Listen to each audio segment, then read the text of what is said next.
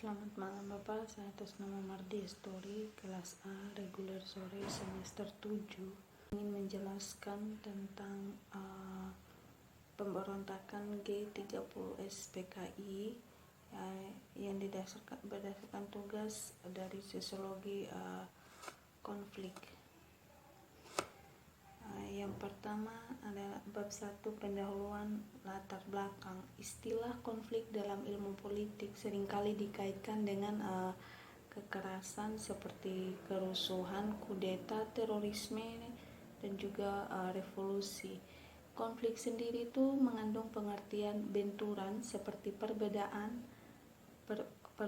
pendapat, persaingan, dan juga pertentangan antara individu dan individu, kelompok dan juga kelompok, baik antara individu atau kelompok dengan pemerintahan. Konflik merupakan gejala serba hadir dalam kehidupan manusia atau masyarakat. Sementara itu, salah satu dimensi penting suatu proses politik adalah penyelesaian konflik politik yang tidak bersifat kekerasan yang terdapat 3 tahap. Adapun ketiga tahap itu meliputi politisasi atau koalisi, tahap pembuatan keputusan, dan juga tahap-tahap pelaksanaan dan integrasi. Pada bab 2 dengan judul Sejarah Pemberontakan G30S PKI.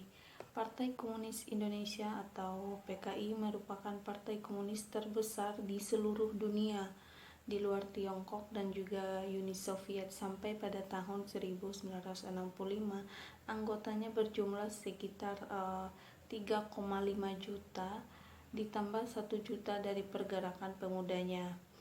PKI juga mengontrol pergerakan Serikat Buruh yang mempunyai 3,5 juta anggota dan pergerakan para petani anggota Barisan Tani Indonesia yang berjumlah 9 juta anggota, yang termasuk pergerakan wanita atau Garwani, organisasi penulis dan artis, serta pergerakan sarjananya. PKI mempunyai lebih dari 20 juta anggota dan juga pendukung. Pada bulan Juli 1959, PKI parlemen dibubarkan. Kemudian Soekarno menetapkan konstitusi di bawah dekret presiden. Sekali lagi dengan dukungan penuh dari PKI. Ia memperkuat tangan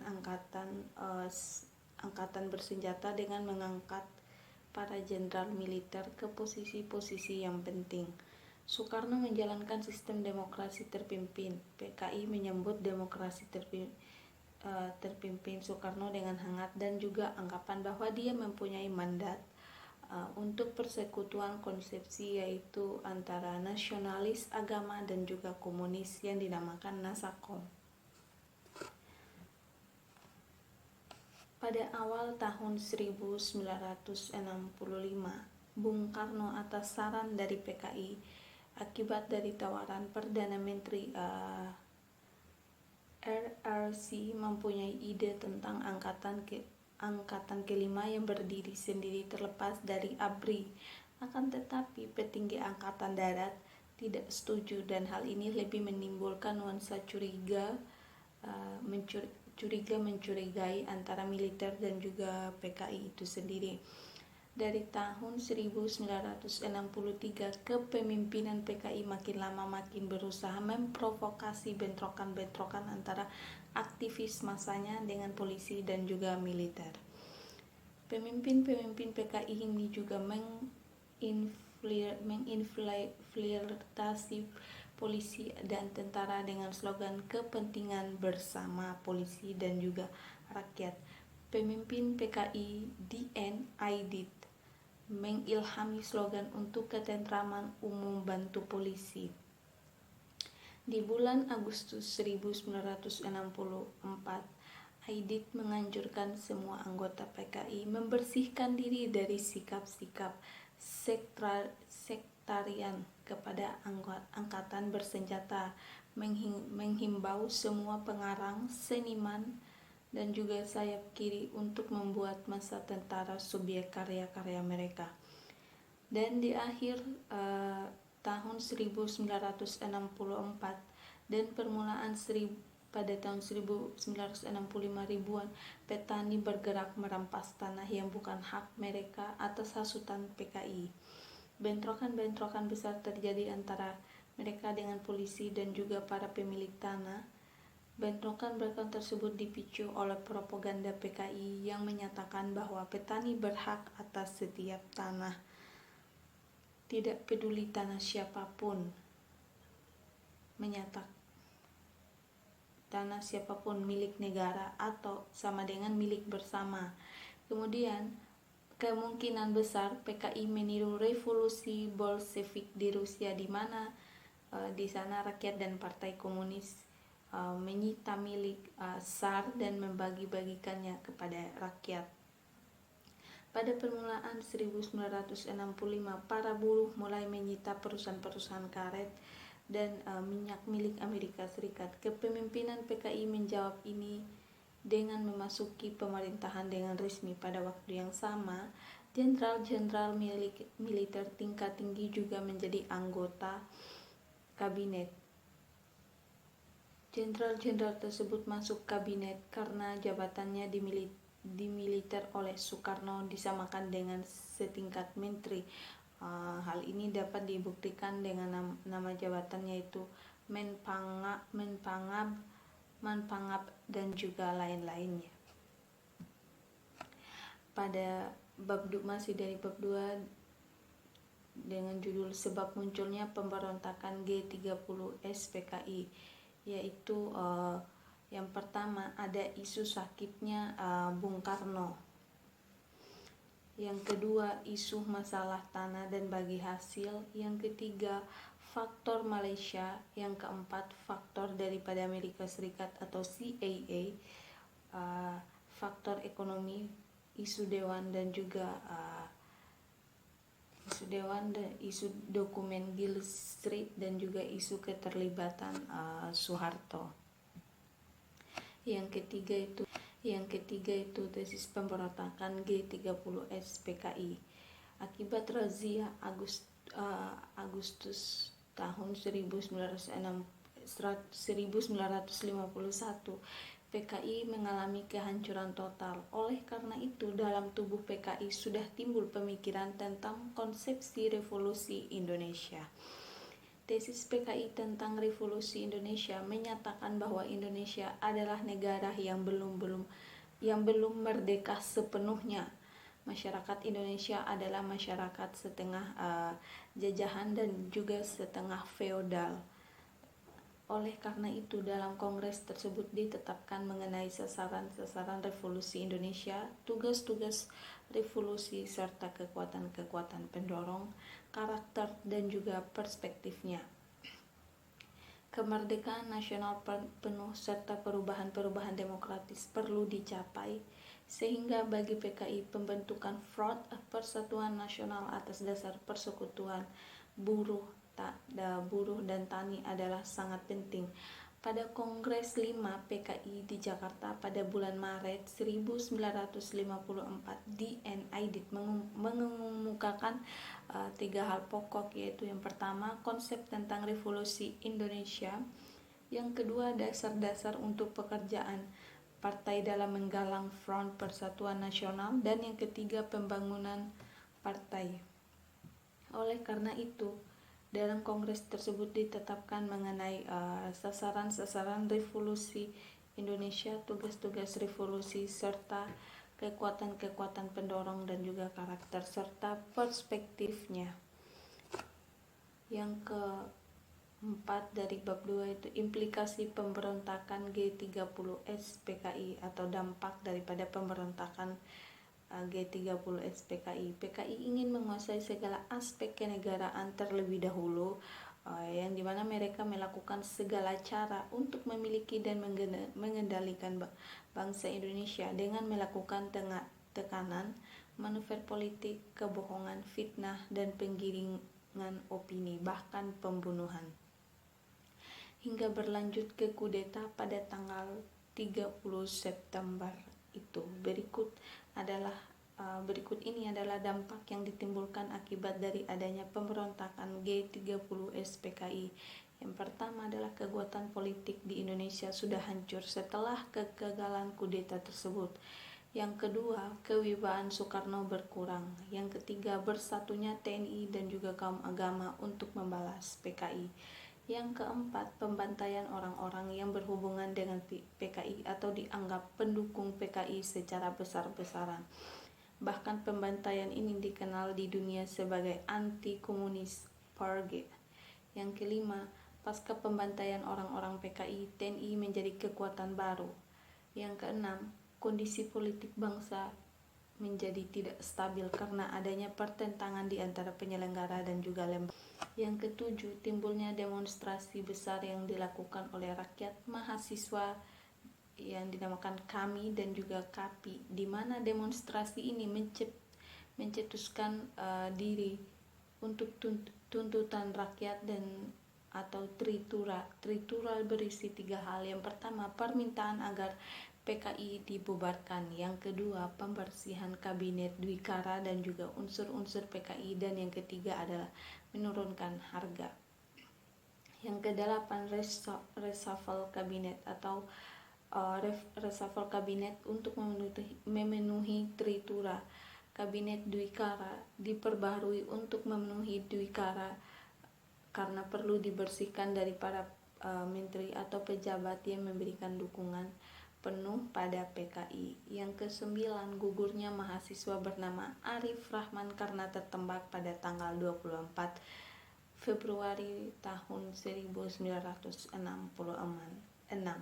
Arif adalah mahasiswa yang ikut melakukan demonstrasi. Yang ke-10, Presiden Soekarno membubarkan KAMI karena dianggap sebagai provokator timbulnya demonstrasi. Dengan kata lain, kamilah yang menyebabkan mahasiswa turun ke jalan. Yang ke-11, Presiden Soekarno mengeluarkan Surat Perintah 11 Maret atau yang sering disebut Super Semar. Super Semar ini memberikan kewenangan pada Soeharto untuk menertibkan keamanan dan kelancaran pemerintahan. Yang ke-12, pelarangan organisasi dan partai berhaluan Marxisme, Leninisme, Komunisme hingga saat ini. Masih dari bab 2 itu model resolusi pemberontakan G30 SPKI. Penyelesaian G30 SPKI dilakukan melalui Mahmilub atau Mahkamah Militer Luar Biasa yang mengadili anggota ABRI dan tokoh PKI yang terlibat di dalam pemberontakan tersebut. Namun penyelesaian juga dilakukan dengan cara di luar hukum, yaitu dengan pembantaian terhadap tokoh PKI dan juga orang-orang yang dituduh sebagai simpatisan PKI. Orang yang selamat dari pembantaian simpatisan PKI kemudian dibuang sebagai tapol atau tahanan politik. Anggota ABRI yang diduga terlibat dalam gerakan 30 September disidang dalam Mahkamah Militer Luar Biasa atau Mahmilub. Mereka ini adalah Letnan Kolonel Untung Syamsuri atau pemimpin gerakan 30 September, Kolonel Latif, Marsikal Umardani atau mantan Kepala Staf Angkatan Udara dan juga Brigadir Jenderal Suparjo. Untung Syamsuri, Latif, Suparjo dihukum mati oleh Mahmilub, sementara Umardani dipenjara selama 32 tahun sebelum dibebaskan pada tahun 1992. Sudisman, Sekretaris Jenderal PKI, dan juga Syam Kamaruzman atau Kepala Biro Khusus PKI menjadi sedikit dari beberapa petinggi PKI yang tidak dibunuh di luar hukum tetapi disidang dalam Mahmilub. Sementara sebagian besar petinggi lain seperti DN Aidit atau Ketua PKI, Joto atau anggota senior PKI, MH Lukman sebagai wakil ketua pertama PKI tewas dibunuh langsung oleh Angkatan Darat tanpa sempat disidang. Selain itu terjadi pembantaian di berbagai daerah ketika tentara angkatan darat dan juga massa anti komunis melakukan pembunuhan kepada mereka yang dituduh sebagai simpatisan PKI. Ratusan ribu orang diperkirakan tewas. Mereka yang selamat dalam pembantaian kemudian dijadikan tahanan politik dan juga dibuang di Pulau Buru atau Maluku. Nah, di Pulau Buru ini mereka dipenjara selama puluhan tahun dan juga dipaksa menjadi seorang yang bekerja keras. Banyak yang tewas karena penyakit dan kondisi yang berat. Tahanan politik kemertaan hidup perlahan dibebaskan, namun banyak yang memilih bertahan di Pulau Buru sebagai transmigran.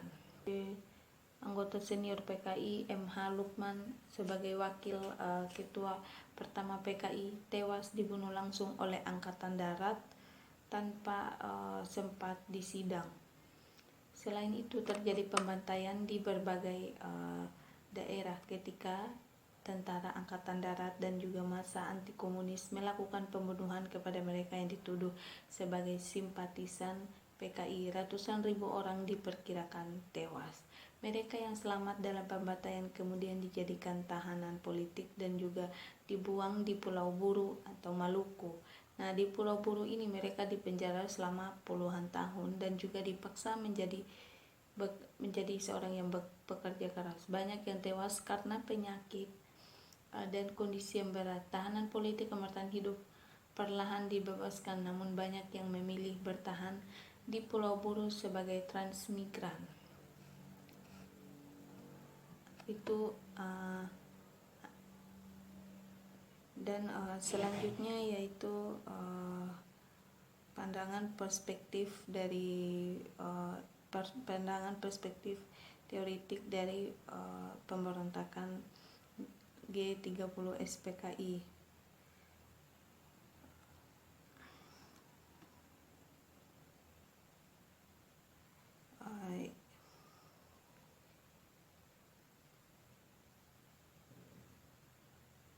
Selama masa Orde Baru, setiap malam tanggal 30 September, seluruh rakyat Indonesia diwajibkan menonton film kolosal tentang G30 SPKI dengan tujuan mengenang para pahlawan revolusi. Setelah rezim Soeharto tumbang, belakangan banyak pendapat yang mengatakan bahwa film tersebut hanyalah propaganda dalam bentuk seluloid. Film kolosal sebagai doktrinisasi yang melanggengkan kekuasaan Soeharto.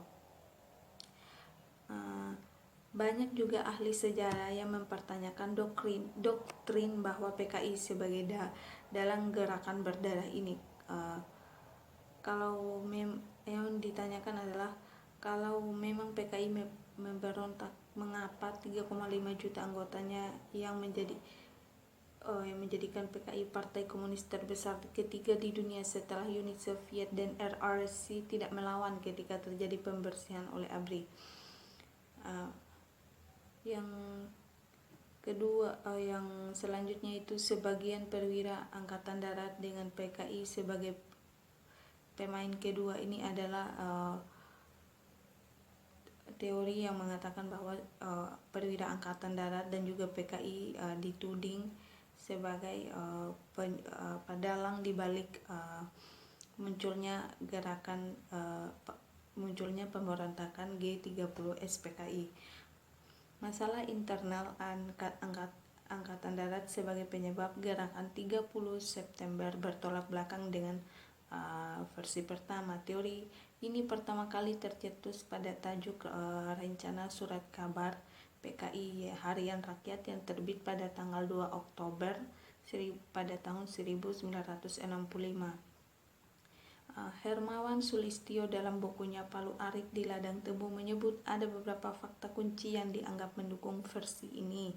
Yang pertama, para pahlawan revolusi itu diculik oleh anggota angkatan darat. Tak ada sipil yang terlibat dalam peristiwa tersebut. Nah, yang kedua, tidak masuk akal bila PKI berjudi dengan menyingkirkan para jenderal melalui jalan kekerasan, sementara partai itu menikmati perkembangan dan juga kekuasaan yang sangat-sangat menguntungkan. Sumber lain ini muncul karena kesenjangan dalam internal Angkatan Darat serta ambisi para perwira yang ingin memperoleh kursi kekuasaan. Dalang yang dituding sebagai pemberontakan G30 SPKI itu adalah Presiden Soekarno. Setidaknya ada 3 buku yang menuding Presiden Soekarno terlibat dalam peristiwa G30S yang ditulis oleh Victor M. Fick, Anatomy de Jakarta Co. Oktober pada tanggal 1 1965. Yang kedua, Anthony C. Eidek, The Sukarno File. Yang ketiga, Chronology of the Fate pada tahun 2006 yang sebelumnya terbit berjudul The Fuse Dalang, Soekarno and So-Called Untung. Pembantaian yang ditutup-tutupi peristiwa fatal di sekitar kejatuhan pada di Bung Karno. Ketiga buku tersebut mengarah kepada desoekarnoisasi, yaitu menjadikan Presiden RI pertama itu sebagai dalang peristiwa gerakan 30 September dan bertanggung jawab atas segala dampak kudeta berdarah itu. Nah, yang ketiga buku terbit di Indonesia dengan judul Soekarno File pada tahun 2005. Keluarga Soekarno protes keras dan menyebutnya sebagai pembunuhan karakter terhadap Soekarno. Yang keempat, dalang dibalik pemberontakan G30 SPKI, yaitu Presiden Soeharto. Komandan Brigade Infanteri Jaya Sakti Komando Daerah Militer 5, Kolonel Abdul Latif. Dalam pledoi Kolonel Latif Soeharto terlibat dalam gerakan G30 SPKI pada tahun 1999, mengungkapkan bahwa dia melaporkan akan adanya G30S kepada Soeharto di kediamannya di Jalan Haji Agus Salim di Jakarta pada tanggal 28 September 1965, 2 hari sebelum operasi itu dijalankan. Bahkan 4 jam sebelum G30S dilaksanakan, pada malam hari 30 September 1965, Latif kembali melaporkan kepada Soeharto bahwa operasi menggagalkan rencana kudeta Dewan Jenderal akan dilakukan pada dini hari pada tanggal 1 Oktober 1965. Itu menurut Latif. Soeharto tidak melarang atau mencegah operasi tersebut. Sekian itu adalah beberapa penjelasan mengenai gerakan 30 pemberontakan daripada G30